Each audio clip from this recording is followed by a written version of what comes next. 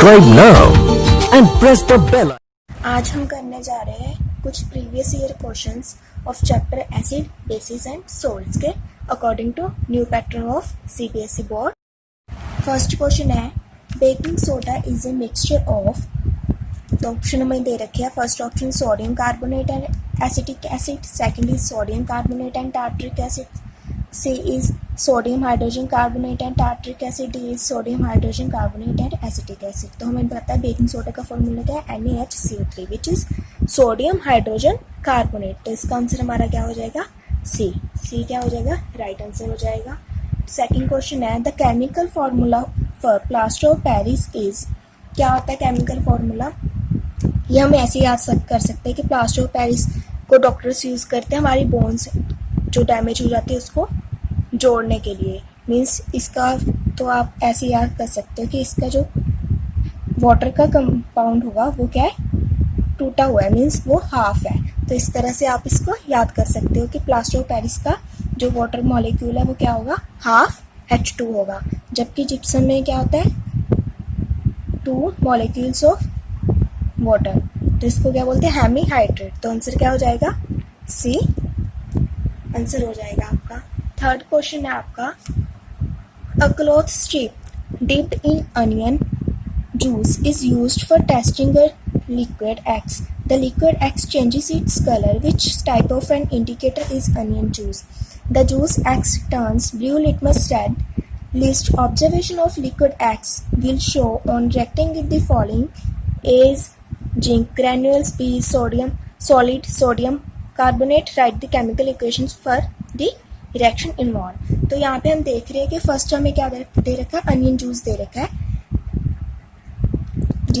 जो किसकी टेस्टिंग के लिए एक्स हमारे पास कोई लिक्विड है इसकी टेस्टिंग के लिए यूज हो रहा है। तो इन्होंने पूछा कि अनियन कैसा इंडिकेटर है, हमने पहले पढ़ा था कि अनियन कैसा इंडिकेटर है, कौन कौन से इंडिकेटर पढ़े थे हमने, natural indicators, olfacto indicators, synthetic indicators.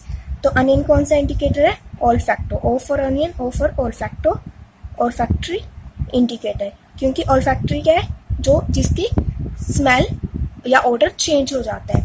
तो जैसे हम एक्स में अनियन को डालेंगे, अगर वो एसिडिक होगा या बेसिक होगा तो उसकी स्मेल क्या हो जाएगी, चेंज हो जाएगी। तो हम फर्स्ट इसका आंसर में लिखेंगे onion solution is an olfactory indicator, thus it changes its odor।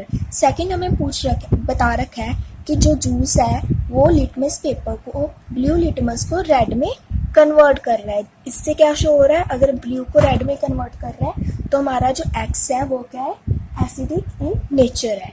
तो हम सेकेंड लिख देंगे liquid X is acidic in nature as it turns blue litmus red. तो इन्होंने बोला है कि आपको रिएक्शंस बताने हैं कि अगर वो जिंक ग्रेन्यूल्स के साथ रिएक्ट करेगा, तो हमने मान लिया कि जिंक के साथ अगर वो एसिड, हमारा एक्स क्या है, एसिडिक है, ये हमें पता चल गया। एसिड जिंक क्या है, मेटल है, मेटल के साथ रिएक्ट करता है तो क्या बनता है, मेटल सोल्ट, और रिलीज क्या होता है, H2।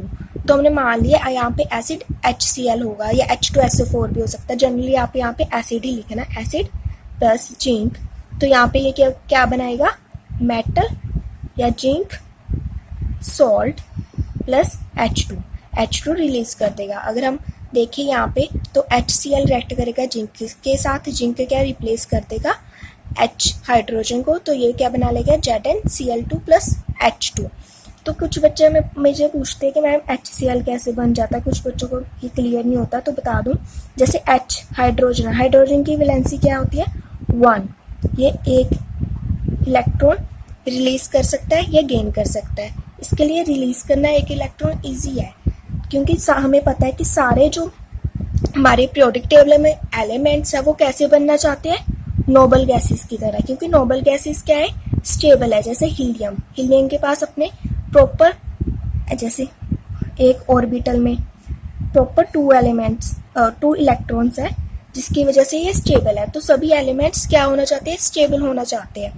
तो ये क्या करेंगे, ये आयनिक पेयरिंग करेंगे, जिससे क्या होगा कि ये एक इलेक्ट्रॉन, इसको क्लोरीन को एक इलेक्ट्रॉन चाहिए क्योंकि क्लोरीन की वैलेंसी क्या आउटरमोस्ट शेल में 7, तो इसको 8 होने के लिए क्या एक इलेक्ट्रॉन चाहिए, तो हाइड्रोजन इसको एक इलेक्ट्रॉन दे देगा, तो इसके ऊपर पार्शियली पॉजिटिव चार्ज और इसके ऊपर पार्शियल नेगेटिव चार्ज होकर ये आयनिक बॉन्डिंग शो करता है। तो इससे ये दोनों ही स्टेबल हो जाते हैं। अगर हाइड्रोजन अपना एक इलेक्ट्रॉन रिलीज करते तो हाइड्रोजन भी स्टेबल हो जाता है, या तो रिलीज कर सकता है। तो इसके लिए क्लोरीन के लिए 7 इलेक्ट्रॉन में से एक इलेक्ट्रॉन लेना इजी है, तो क्लोरीन इससे एक इलेक्ट्रॉन ले लेता है, जिसकी वजह से ये स्टेबल हो जाता है। ऐसे जैसे ZnCl2 क्यों बनता है, ये बच्चे पूछते हैं। तो Zn जिंक का क्या है, जिंक की वैलेंसी क्या है +2, ये 2 इलेक्ट्रॉन दे सकता है। तो जिंक और क्लोरीन क्या है -1, एक इलेक्ट्रॉन ले सकता है। अब अगर हम 2 क्लोरीन कर दें यहाँ पे तो ये -2 हो जाएगा। तो ऐसे जिंक का क्या है +2, तो ये दोनों एक दूसरे को बैलेंस कर रहे हैं। तो ZnCl2, क्योंकि इसके +2 चार्ज को बैलेंस करने के लिए 2 क्लोरीन की जरूरत पड़ेगी। तो इसका एक आंसर हो गया ये केमिकल रिएक्शन। इन्होंने बोला राइट द केमिकल इक्वेशन, तो केमिकल इक्वेशन हमने जर्नल लिख देंगे, acid plus zinc gives zinc salt plus H2। Next हम सेकंड है solid sodium carbonate. When X reacts with solid sodium, तो जब एसिड रिएक्ट करेगा मेटल कार्बोनेट के साथ तो वो क्या बनाता है सॉल्ट और H2O और CO2 रिलीज करता है। तो जैसे हमारे पास क्या था सॉलिड सोडियम कार्बोनेट Na2CO3, हमें सोडियम कार्बोनेट का फॉर्मूला पता है, सोडियम कार्बोनेट X क्या है हमारा इन एसिडिक नेचर,